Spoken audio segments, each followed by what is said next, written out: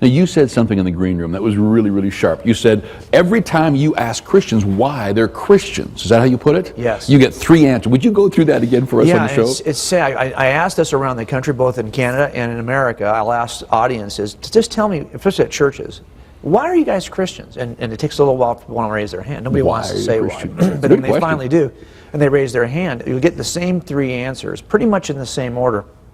The first one is, and this is the largest group, is that I was raised in the church. Right. My parents were Christians. I've been a Christian my whole life. Some version of that. The second one is, I've had experiences that I think are testified to the truth of this system. In other words, God has acted. I've seen God's work in my life. I've felt His presence in my life. I think He's answered prayer. Some version of that. Of an experience that confirmed it was true. The third one is that, I was a certain kind of person before I met Jesus, and I had a revolutionary change of attitude, change of everything changed. And those are good answers, and they are good answers, and these are often the answers that we hold. Right. But I noticed, for me, as an atheist growing up, that wouldn't mean a thing to you. Well, and also my dad remarried in the 60s, and his second family are all Mormons.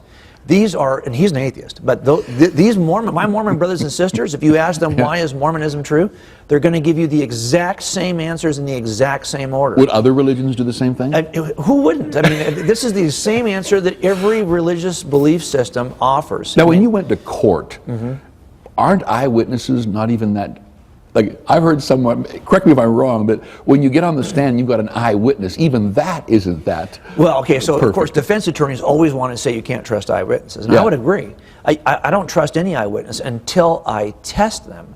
But there is a template for testing eyewitnesses. And once you've tested them and they pass the template, well, then you can trust them. So to blindly trust anybody would be a fool's game. So when someone witnesses to you, what I'm saying is, and says, had an experience, raised in the church, all I'm saying is that it doesn't mean a thing to you. Unless it's tested. So the question becomes then, well, okay, so you've had this experience, but why do you think that this indicates that your Christian faith is true and not Islam or Judaism or Mormonism or Buddhism? Why do you believe this indicates the Christian?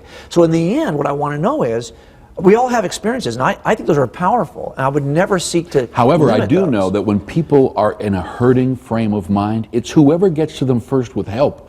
Yeah. I mean, whether it's a Jehovah's Witness, whether it's a Mormon, whether it's a Christian, whether it's Baha'i, if someone shows them kindness at a time when they're super hurting and they're just, they'll just go there. Well, here's the thing I never hear when I ask that question. I never hear anyone say, well, I've looked at the history of this, the historicity of the claims of the New Testament, and I've discovered that evidentially they're true. And I'm a Christian because it's true. You never hear that. As a matter of fact, if I ask people, can you give me 4 good pieces of evidence that demonstrate that the New Testament is even reliable? Yeah. What would you offer? Yeah. Aside from your own, and it can't be your own subjective personal experience. Just give me something that's objective, that's not your own personal experience.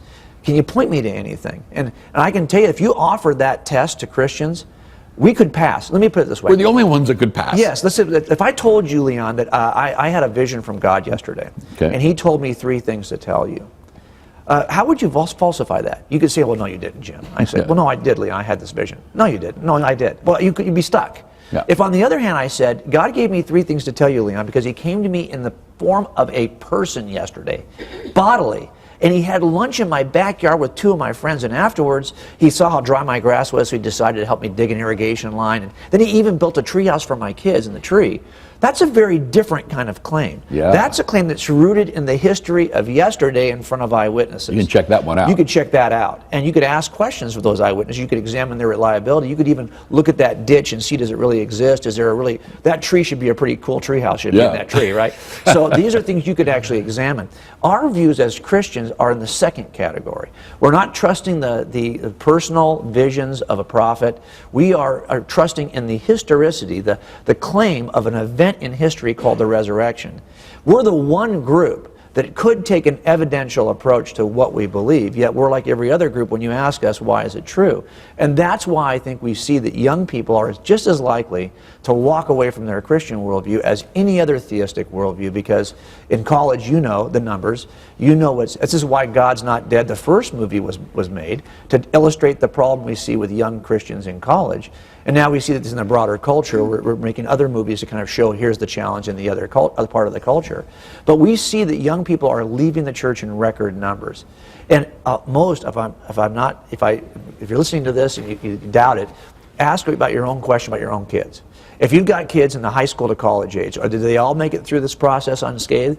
Or at some point, probably in their junior high years, do they start to ask the why is this true kind of question?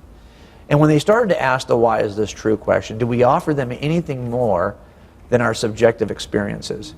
Because if we've only offered them our subjective experiences and they find friends who have cooler subjective experiences, see ya.